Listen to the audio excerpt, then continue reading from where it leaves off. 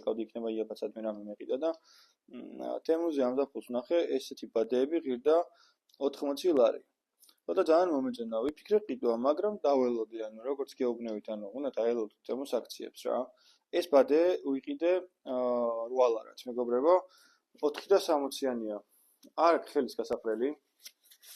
ესა. აქვს რა თქმა უნდა თოკი, რომელიც არის 10 მეტრიანი და ეხლა გაჩვენებთ ბადეს რა. აი ძალიან მაგარი ბადი არის. ყველა აქ რასაც იყიდით, თუნდაც აქ ნაყიდი. აბსოლუტურად არის ყველა იდენტური. აი ესეთი. ნახეთ? 460 დიამეტრის. ეხლა კიდე კარგად ვერ ვწევ.